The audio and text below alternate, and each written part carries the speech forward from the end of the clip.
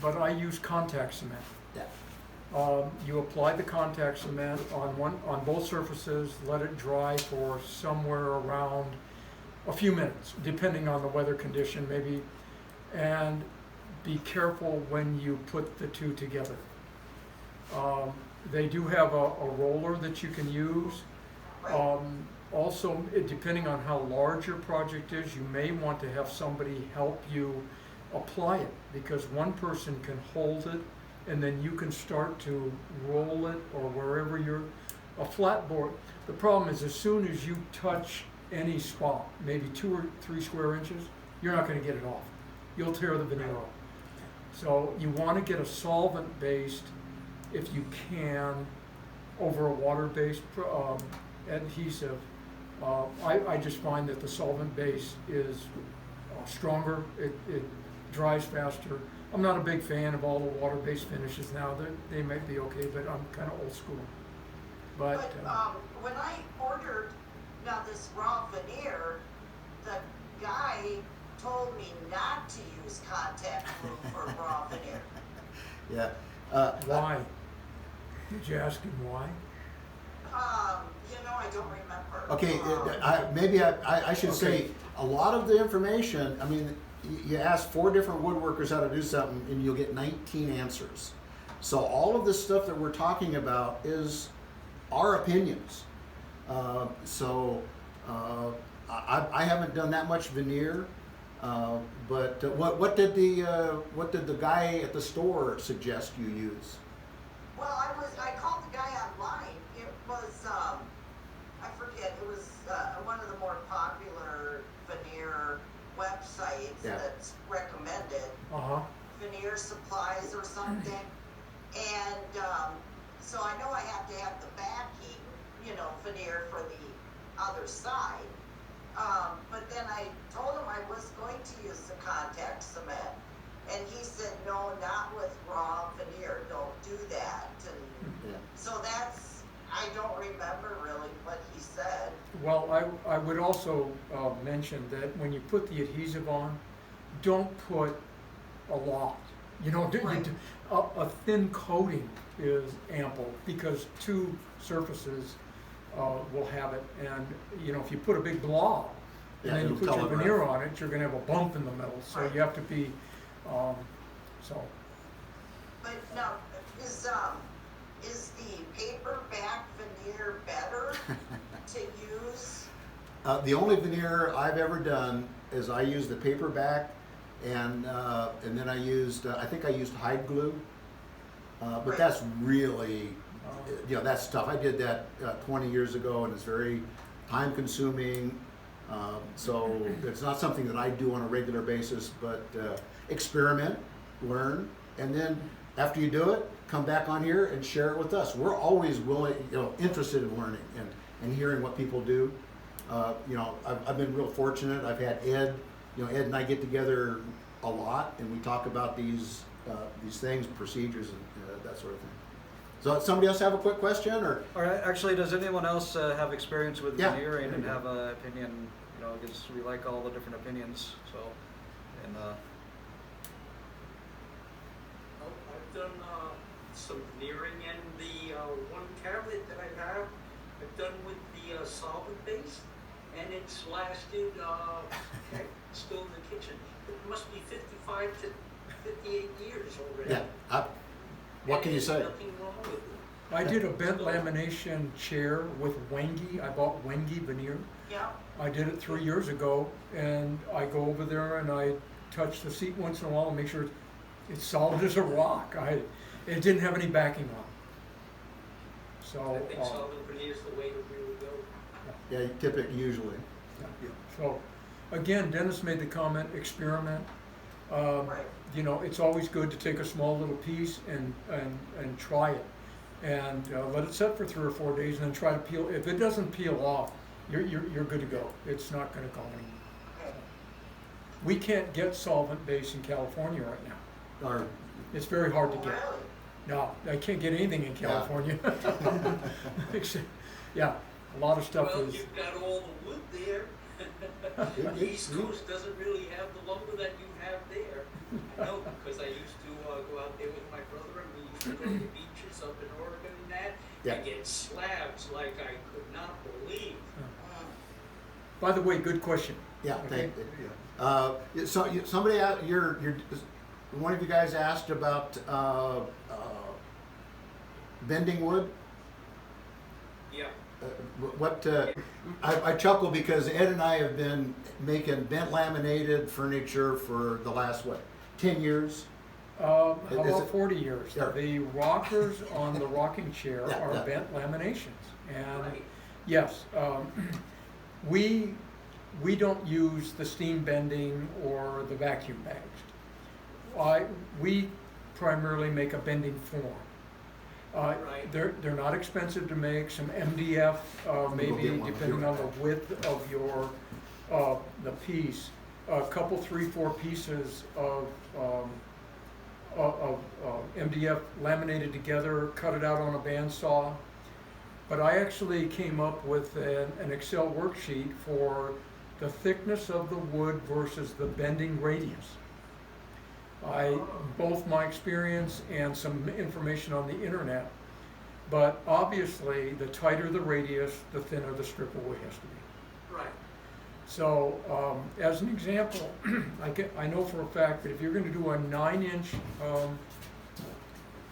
here we go, Yeah, a 9-inch radius, the strips have to be about 50 thousandths of an inch thick. Do you have a sanding machine? Yeah. I'm sorry, do you have a drum sanding machine of any? I've got a drum and a Okay. 20-inch disc that I can build too. Okay. Okay, well, if you have a drum sander, you might want to make a sled for it, depending on the lengths of the piece. But make a sled and put the thicker strip of wood on the sled and run it through your sanding machine, because when you start getting down to 50 thousandths of an inch, you run the risk of running your belt up against the drum sander. Right, that's what I did with the disc sander that I made. I made a carriage for it. Okay, well, I'd be more than happy to email you or text you the Excel worksheet, but is that the form for the Yeah, rocking chair? this is one form. This is not a rocker. This is a back leg Okay. for something. I don't know if Over you, this way a little more will be. I don't know what you have there. Oh, it's not. This is just a form that I come up with a back leg design that I want to do something with, and this is Yep, simple.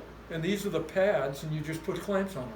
Yeah, and You put then glue on because- your, and I guarantee you that if you use something like, well, any of the glues nowadays, Tight Bond, I've made rocking chairs for 40 some odd years now, and they do not delaminate. Yeah.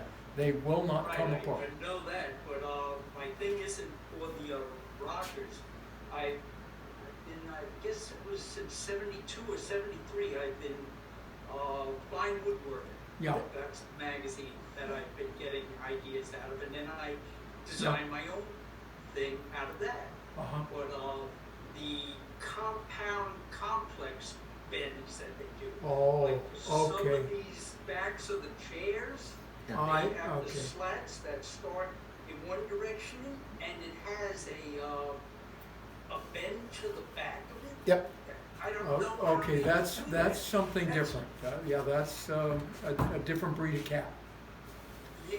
But that sounds fun to try to figure out how to do it. I mean, I'm in. Steam bending. Steam bending? Steam bending. Yeah. If you go on YouTube and look up steam bend, or go on Pinterest, or even Instagram. YouTube has a lot of steam bending. No, video. I've never done any. I don't want to make a great big box and everything for a Yeah. one-up project, but I've seen guys that they'll take it out of the form, and it's like a piece of rubber, Yeah. and you can just literally tweak it and clamp it, and then the fibers after it dries or cools. That has a memory. I a memory, understand that. yeah. Okay. But that involves a steam chamber, and if you're gonna, that's your choice if you want to go down that path. Yeah, I might kind of basically how I work is if I have a concept of something that I want to make, and I know all of the different procedures and steam bending and bent laminations and sculpting. And once I decide what I want to make, then I will use whatever skills required or learn those skills to actually make the piece that I want to make. I'm individual piece motivated. You know, I see something, or in my mind I sketch something out that I want to make, and then I go ahead and do it. And steam bending is it's never been a big part of what I do, but I'm intrigued with it, and one day I'm sure I will make all the stuff. And Kevin, you're gonna be involved. I'll have to help. Yeah. So just another tool in the toolbox. Yeah, see, this wouldn't be just a one-off project. The chairs that I have that I'm designing, it has a cup in Yeah. the bent laminate, and it's also bent the opposite direction too. Yeah. I can't explain it, I would have to show you a picture of it. Okay. And it's a complex bed, Yeah. compound bed. I think you did a stool, the Wingate stool you were just talking about. That was a bent lamination. The seat is actually a core. Right. He But bent a core and then he laminated with some sort of. Wengy. Yeah, but what was the substrate? It was bendable. It's bending plywood. Bending plywood. You can, Oh, basically, it's basically plywood made with all the grain running in one direction. They're not overlapped. So people that make these big pedestal round tables, they use bending plywood as Right. opposed to kerping it. And, Right. yeah, So so, this would be the slats in the chair Yeah. that go from the top right down to the base, right down to the floor.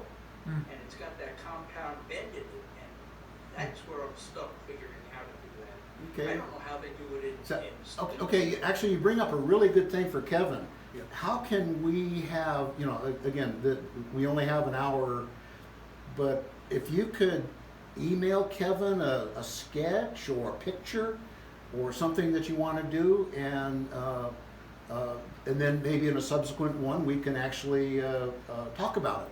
Yeah, I go mean, to, I mean, we're learning as much as, I mean, we know enough to know that we don't know everything, and we're interested in learning also.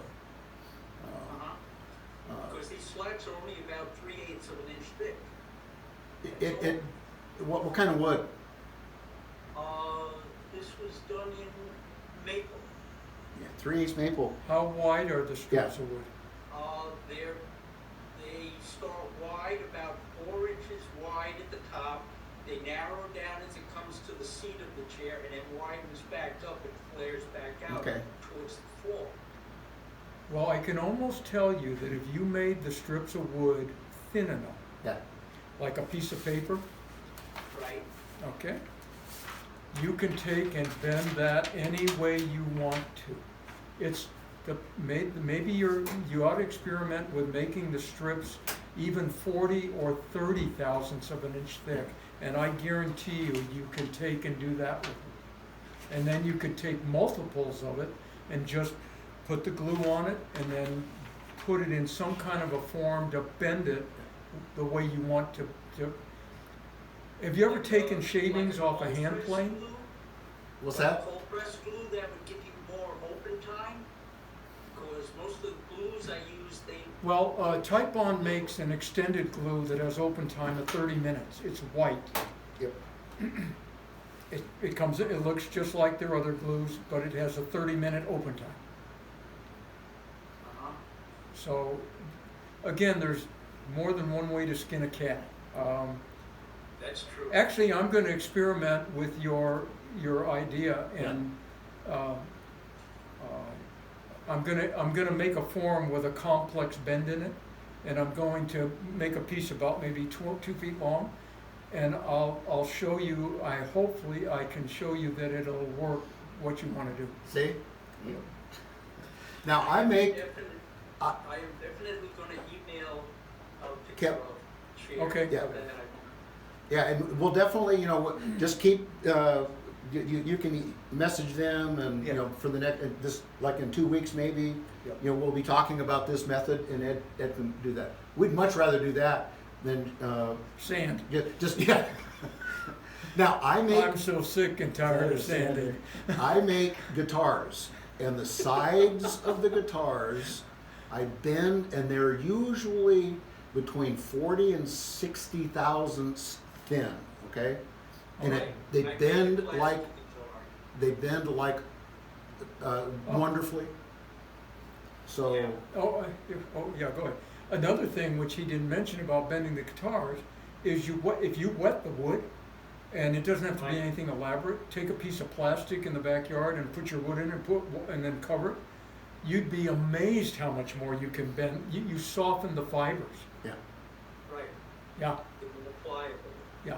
And the tight bond glue, you can dilute it 5 to 10% without it damaging the physical properties.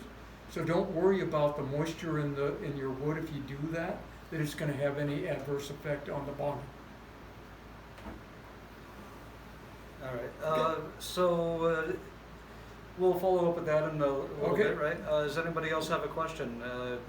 What about JC? Hello, nice to Hey. have you join us. I see you're made it on. I have a quick question. So, when you're bending the wood, and I wanna, bend wood as well, now, do you put the veneer on the wood, you know, like, okay, I wanna go and make it an inch thick, right? So I cut some boards, some hackberry down to an 1/8 an inch each. Now I wanna put some red oak veneer on the hackberry, so do I do that first and then bend the shape, or? I would bend the substrate Yeah, and then apply the veneer to that form. right. Okay, Yeah. Yeah, because the veneer is really thin and it really is easy to bend. okay. So I'm just Oh, curious. do you want to do hand cut dovetails or machine cut dovetails? Yeah. Yeah, what, Ed's got a question for you. What Do type you of- want to do hand cut dovetails or machine cut dovetails? Where you use a jig? Freehand cut. Okay, that's what I do. That's what he does. I do machine cut dovetails. And I had a jig at one time with the router and all that, and I give it away. Yeah. I didn't think I needed it, so I give it away, but, Okay? yeah, but, like to do some, you know, like jewelry boxes and different Right. kind of boxes, with a dovetail and the different colored woods and such. Do you mind me asking what kind of a jig did you have that didn't work? I got it at a garage sale. Yeah, Okay. Okay. I'll let you in on, I'll let you in on a quick secret. If you, depending on how big of a project you want, look into the Keller dovetail system. David Keller, I've known him since 1975. It is about as foolproof as you can get.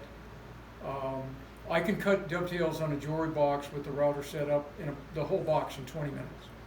Wow. Okay, it's just, I call it the Maytag of dovetail fixtures. I mean, it's just no moving parts, no fingers like the Lee dovetail fixture and all that with all these adjustments. They are fixed. You can do variable pattern if you want to get fancy with it. But he makes 3 different sizes, a 16 inch, a 24 inch, and a 36 inch. They're flawless. I mean, once you get the board set up and get it dialed in, all you do is take it off the rack, put your work on there, boom, you're done. But, You bringing up a question. I do have the square dovetails, you know, that you make on your table saw. Yeah, finger joint. oh, box joints? Box joint. Or, yeah. Finger joint. Yeah. Yes. Finger. And a problem I had was tear out. Do you have to have a safety board, a waste board on that outside to keep it from tearing out? This Yes. was on mesquite, so I don't know whether that made a difference or not. Yeah, Mesquite? mesquite. Now, I've had some experience with mesquite. I've got some in the shed, and it's really beautiful. It's hard to get big pieces. I know a couple of guys that have made some rocking chairs out of it. It does splinter, so the grain is really weird. But yeah, use a backing board on it, or cut it thick, and then you do it so when the blade comes out, you can reduce it later or sand it back down. But yeah, backing board is always good when you do that kind of stuff. Yeah, I didn't even think about a backing board until it was all over. Are you Yeah. using a set of dado blades to cut the box joints, or are you using just a single blade like? I was using a single blade. Oh, okay. So It's- basically, your box joint's only about 1/8 of an inch. They were a quarter. I was able to Yeah. make a cut and move it over. Oh, okay, okay. Oh, Yeah, I'm on on my guitars, I do kind of, I make the kerfing. I don't know how familiar you are with that, but I'll do basically a whole bunch of little kerf cuts in a piece of softwood to make a bendable kerfing for the Yeah. guitars. Same, I use the same exact technique that you would use for making a joint. You just got to set it up accurately. So you go ahead. Well, you finish, because I was going to address the other gentleman's thing about demonstrations that we have in planned. So, Yeah. so you want to continue? Are you familiar with Blue Boost? Who? Blue Boost as a guitar maker. It's like a CA glue. No, but I'm a real what is it? I'm a self-taught woodworker and a self-taught guitar maker, and I keep it simple. I use Type Bond. Don't use CA glue at all on my guitars. I don't like to introduce plastics or whatever. And again, maybe in the future we can go on do a full hour on guitar making, and because it really is relevant. I'm a woodworker who makes guitars, and my guitars are actually pretty good. Now we just did a week ago Saturday. We did a demonstration on joinery and rescue wood. It's on YouTube. Yeah, there's a link on the website. If you look at the past workshops, there's a link to the YouTube video. And we're going to have the second follow-up part of that in maybe February. 2 or 3 weeks or something. But that's an example of a demonstration. That's kind of what we're aiming for that type of a thing. It shows some techniques basically on making a pocket joint for the tabletop. Do you have that? Yes, I do. Actually, this is the base right here. I'll let you. Yeah, so we basically made this base right here in the video, and the 14-minute long video of what is actually like 3 hours worth of work of cutting out the center part and get the legs ready already, and basically how to do this, and then That's the reclaimed, or we call it rescue wood in California. Yep. It's just a slab of tree that fell down, and then basically the video is about making these pocket joints, these little squares that it fits in. And that fits right on in there, and then Dennis has about 8 hours worth of finishing work to do on that, and then that'll be the next video is talking about what he does to finish that and actually to make it ready. Question. Are you familiar with the spline joint? No, I'm Okay. absolute newbie. I've been Okay, well that's why that is another reason why we're here, is we've been doing this, and we love the modern stuff and the domino machine. We understand it's expensive. We have, really good tools, but we came up without that stuff. So instead of the domino machine, you can easily do a spline joint. Absolutely, you can use dowels if you're so inclined. What a 3/8 inch dowel. 3/8 inch dowel, and we've done it before. It's just a little bit, and make sure you line it up right. Yeah. Practice a couple times first to get it Exactly. in the right spot, and then cover up your mistakes on when you're shaping it after you're done. Yeah, right? we can hide a lot of sins, but yes, fantastic question. That's what actually this is really all about.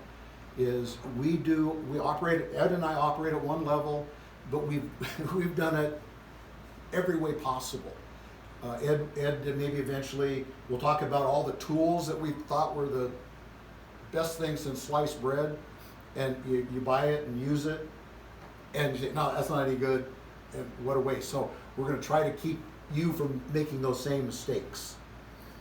So excellent. Yeah, we'll maybe we'll do a spline. Write that down, Kevin. We'll do how to do a spline joinery and in lieu of dominoes or whatever. I don't really like dowels. It's very hard to register and very hard to make it perfect. But a spline is very simple, comes off the saw, and it's great. So you could do this easily with the spline. In fact, the splines actually look kind of cool too. You can use them as a decorative thing. Good. Well, again, we're not going to do it right now. We only have a limited time, but Thank you, I appreciate that. Looks like a fun project. Just keep in touch with Kevin, Cucamonga. Yeah, the website, Cucamonga Woodworking. I'll usually answer emails mostly in the evenings when I have a little spare time for it. question for you. Yes. I'm sorry.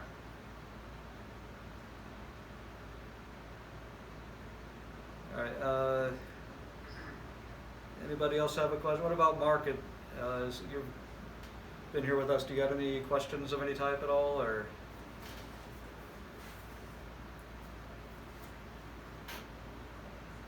Okay.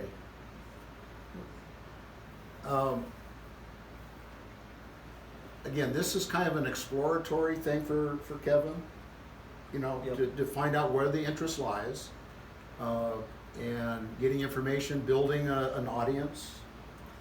Yeah, and, part of it is there are a lot of newer woodworkers out there. I've been, talking to people active in the newer woodworking community, and people looking for information on how to do stuff, and that's kind of one of the reasons we're doing this, is to make these people with the experience available for questions about stuff. And, I think it's pretty important, and because that's what helped me out. I tried to do some random stuff. Like I said, I bought a really cheap bandsaw after Dennis saying don't buy anything, just use my stuff, and and I might as well throw that in the dump because it just really barely works when a jigsaw is about as useful as that cheap bandsaw I bought, which was like so. Yeah,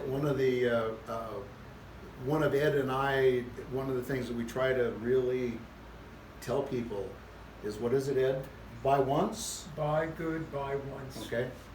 I don't know if you can see it in the video, but I have a little bandsaw over here. Here. Yeah. This little guy right here? Right over here. Yep. I bought that 40 years ago. I use it every day. Best investment, I think it cost me $400 in 1980. And I've used that thing every day. It's incredible. $400 back in 1980 was a lot of money for me, and it hurt, but I'm so glad I did. And that basically, most of the tools I have, I was fortunate. I bought good. Buy once. And buy once. That, if you can. Addressing your concern about the domino machine. I keep mine under my pillow every night. Okay? Precious. I go to bed with it. I think the question to ask yourself is, how many times am I going to use this tool before you invest $1,000? Because if you only have one project and that's it, it's really not good use of your money.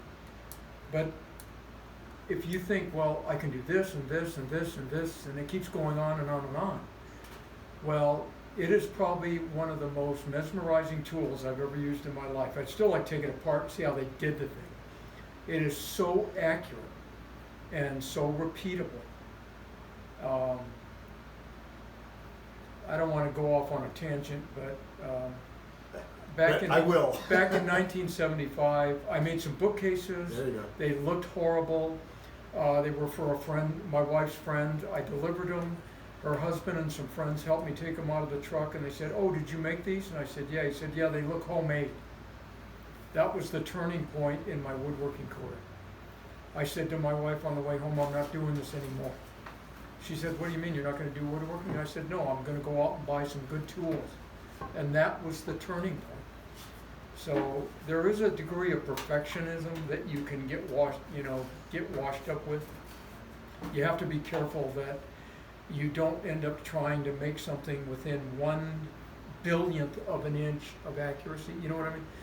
Perfection is good, but you have to draw a line someplace. But you buy cheap tools. Unless you're really good, you're going to end up with cheap product. Trust me, you're not going to be happy with it. So just ask yourself that one question: where do I want to go with this? What kind That's of all. woodworker do you want to be? What kind of work do I want to do? How? There is a study that was done on all kinds of joinery, and the biscuit joiner the biscuit actually has strength. A lot of people said it was just for alignment. It does have, it adds about 10% additional strength. The domino adds about 20%. It's a little stronger, but you can do more with the domino than you, like with his stool, you can't use a biscuit. Okay? The biscuit will protrude, I mean, if you could find a little tiny one, but it would go right through both sides and you couldn't use it. So they both have similar attributes, but they're basically for slightly different applications, because the biscuit joiner came out in about 1980 something. Up till then I was using dowels and pulling my hair out. And I thought that I died and went to heaven when I bought the biscuit joiner. It was unbelievable, the accuracy of the alignment. But the domino machine, like if you're going to make a chair, you can basically do a loose mortise and tenon joint with the domino machine all around the whole chair, but you can't do it with a biscuit. So it has more flexibility. But you're right. If you're just going to do glue-ups, flat surfaces, buy a biscuit joiner and use a good quality glue, and you're not going to have a problem. All right, well, we're gonna wrap things up here in a minute or two. I appreciate everyone coming, and like we mentioned, this is gonna be a pretty standard Monday. You can about this leave, time. I'll continue. Yeah, I'm on a roll, man, come on, guys. No, it's been fun. Yep. Anyone have any last minute questions or comments or anything? Thanks for showing up. Can we, legs, I'd like to learn more how to make different types of legs. I saw this one, and then it had like black on the bottom, so it was a black wood, maybe, I don't know, ebony or something. Uh-huh. And, it was about that much. I saw now how they make legs, with the curves to put on the side of a dresser. I'm kind of getting tired of the same thing I know how to do. Okay. I could get the tapering part, but that's as far as my adventure in legs have gone. I wrote it on my list: how to make legs and all the different types Yeah. of possible variations. I'll give you the secret to it in about 5 seconds. Go to a drafting supply store or online and look for ship's curves or French curves. Or we made up a set of curves from 24-inch radius up to 600 radius, and they're 4 feet long. They're hanging up back on the wall back there. I don't know if you can see them. Yeah. You need to have various curves, and when you take your piece of paper and you put that curve on there and draw Ship's curves. ships, these are, this is the one I use all the time. This guy right here. They're standard. It's plastic, clear plastic, so you may not be able And to it's see it. amazing how you can, they make all different radiuses or shapes of them. And with a piece of paper, you just start out with a square block, a square block, and then where your leg wants to be, and then just draw the curve. And if you don't like it, pick up the eraser, because paper's cheaper than wood. Okay, but these are available online. There's various companies that make them. They're getting scarce though, because nobody does board CNC work and CAD. anymore, and everybody's doing CAD CAM, which so. Yeah. Oh. Now, see, my style is I don't do anything with 90 degrees, No. flat surfaces. Your table. So about 10, 15 years ago, Yeah. Ed and I got together, and we actually had a set of these 4-foot arcs made up. And I actually started because of the guitars. We needed a real 400. Yeah, they go all the way up to 600 radius, which a ship's curve is not a radius. It's a subtle curve. They actually used these when they were designing streets. When a street had a bend in it, I bought a whole set from a guy that used to work at a company. They designed, laid out the streets and everything, and they had all of these different curves for the streets. So, but they're getting hard to contact me. I'll see if I can find you some, okay? But getting back to these guys, Ed and I had about 10, 15 sets. We sold them all. Yeah. And I kept this one for my, I make tables. You can lay it out. And Well, here, look at this. this is the constant radius. This is what would be a geometric. Yeah, but I would say logarithmic. the inside of this curve is very close to 120-inch radius. It's almost exactly 120-inch radius. Now, try to take a compass and go out. These were done on a CNC machine, and the guy cut them out on a big 4x8 sheet of plywood, and he just cut all these different radiuses. But This is a specialty deal that I don't think anybody else. I've never seen it before, except no, that we use. but these are available. Steve has a Oh yes, Steve. Okay, you can make them with a piece of Lexan, 1/8-inch Lexan. Sure. Yeah, yeah. Use a Dacron, with a center point, and you just come around with Yeah. a pencil. That's Right. what I meant. I used to make my loftings Right. full of drag boats I made. Well, even on a piece of 1/8-inch plywood or something, draw your curve, cut it out, take a piece of sandpaper and sand it off, and you can make infinite number of curves. I mean, just by drawing rather quickly. So This for the guitar tops, I needed an arc of 480-inch radius. It's really tough to use a piece of string. What's 480-inch radius? That's about 20 feet. 40 about- feet. 40 Can't feet. you do that with an ellipse too?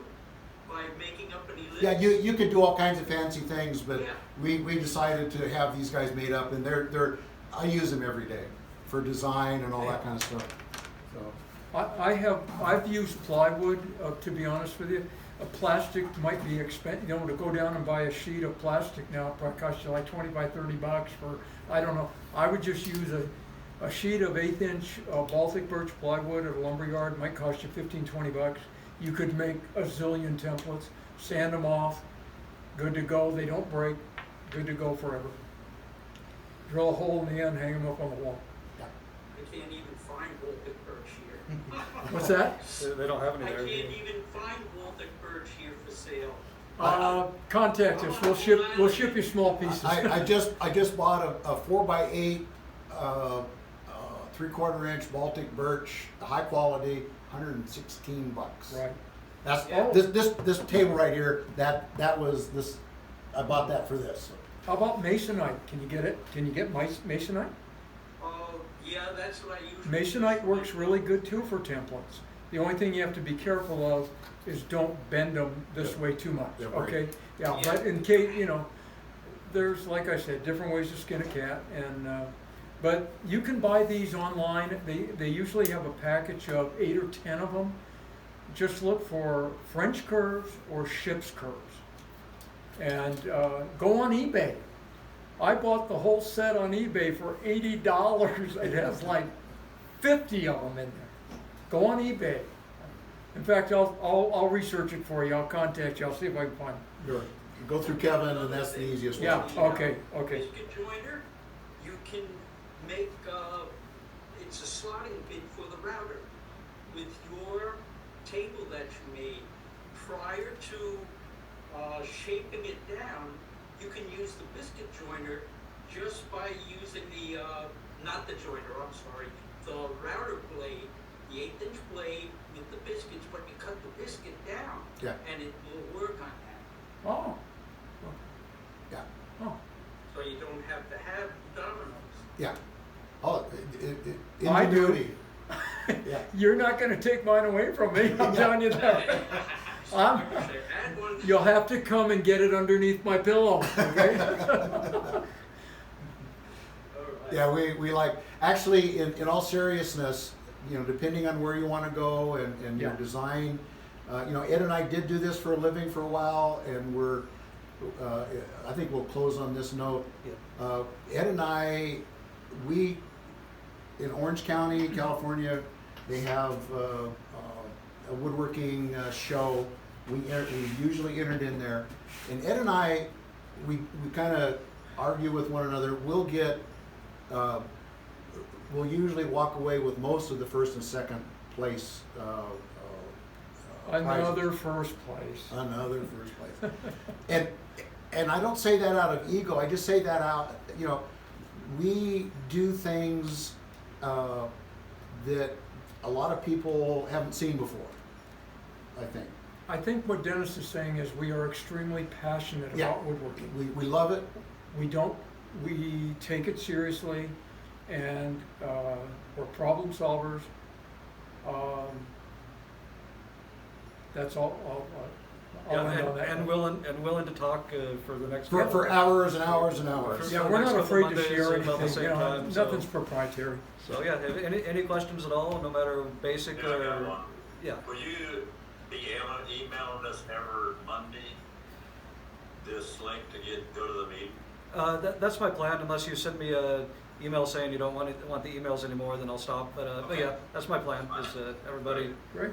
Hey, good talking with you guys. Yeah. And be sure to let And Kevin know what you guys want to talk about. This was kind of free flow. We did have a little bit of prep at start, but a little more focus maybe would be good. On the website, I do have a spot where you could enter in questions, and that actually shows who the question's from, just to me, not to anyone else. But just if you actually have questions that you really want to talk about, just Yeah. type it in there, and that'll give us things to talk about Right. that we know people want to talk about. Sure. I'm like I said, I'd much rather be woodworking than making website type things. But the only time I have to work on things is at 10 to midnight and I don't think my neighbors would appreciate me, or Dennis would appreciate me coming to his shop down here to do any of that stuff at that time. So, that's kind of trying to get things going. Figure out the time. Yeah. So, I think that's it. yeah, thanks everyone for Thanks. showing up, and See you next Nice week. meeting you all.